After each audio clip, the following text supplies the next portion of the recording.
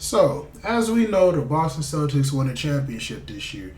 Got their 18th championship inside of their, organization. Good for them. This ain't really a Celtics video, but I was having a conversation with a friend of mine when they won the championship, and he was saying that they just cakewalked through everybody, and he wished that the Lakers didn't play the Nuggets in the first round because we could have won the championship, which is absolutely ridiculous and honestly laughable when you go through the history of the league. So it just led me to want to make this video for you guys. So I want to just do a quick breakdown on what it actually takes to win a championship in the NBA. And if you got a favorite team out there and you thinking they could win next year, let's look at what the qualifications are and have always been for championship level teams and see if your team may actually qualify to win the chip. So before that, man, make sure like this video, comment, subscribe. Let me know what you think, man. I appreciate all the comments I've been getting lately in my videos. Keep them coming. I don't care if they're good or negative, man. I look at them. All it does is help me do my research, man, and do make more videos for you guys. So keep the love coming, man. That being said, I'm going to break this down. Now, I kind of was doing a breakdown on my last video about what teams win championships. So if you want to look at that video, you can go ahead and take a look for a deeper dive on some of these aspects. But we're going to go ahead and talk about them on this one. So what's the first thing that you need in order to win a championship? The first metric I'm going to break down is the players, right?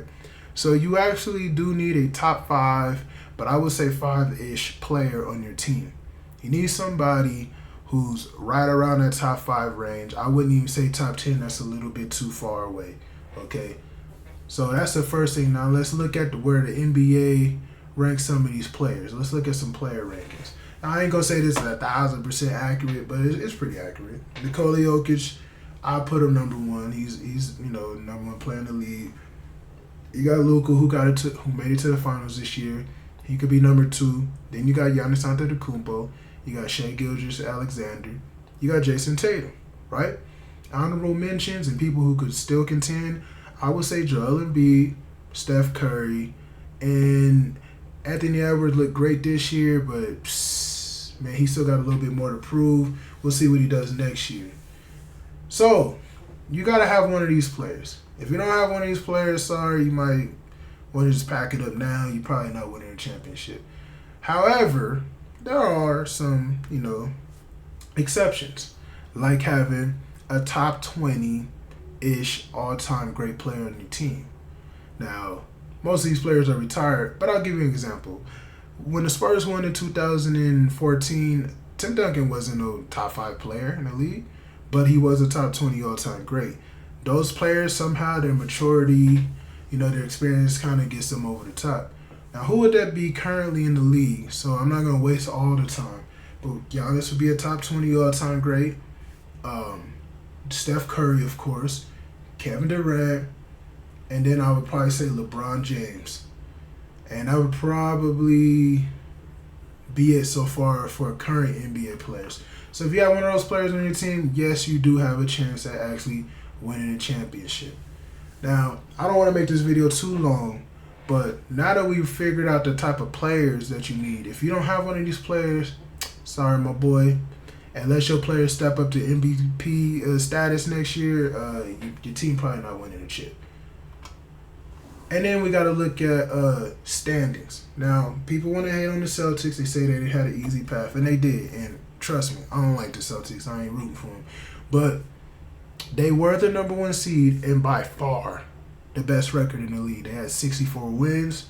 The second best record in their own conference was 14 games behind, brother. So that's a dominant series. That's a dominant season.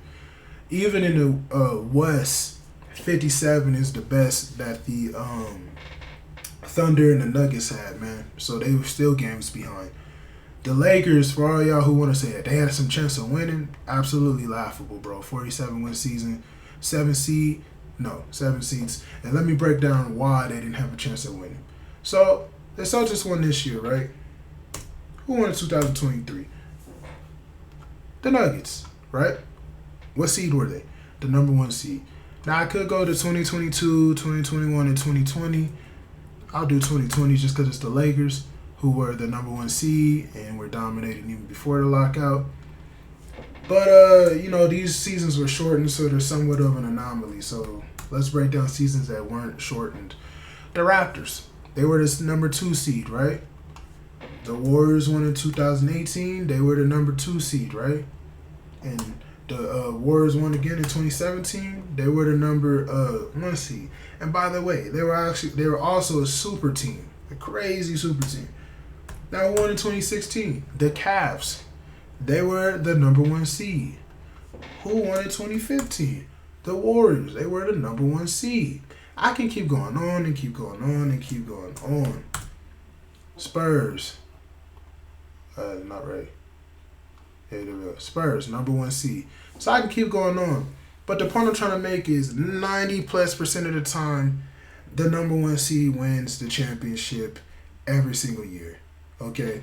At worst, you have a top 3 seed. Okay? I don't think anybody who's ever been under the 3rd seed has ever won a championship. So if your team's not ranking up there that year in the season, then they don't have a chance at winning. It just has never happened. Let's just look at history and look at the data. Now, this is where I'm going to get into a little bit of, a deep detail, because a lot of people don't realize games played matters. So if you do have a top 5 player and he played 40 games that season, you're not winning a championship. Let's look at LeBron in 2016, for example, who played 76 games. You get me? Let's look at Jokic.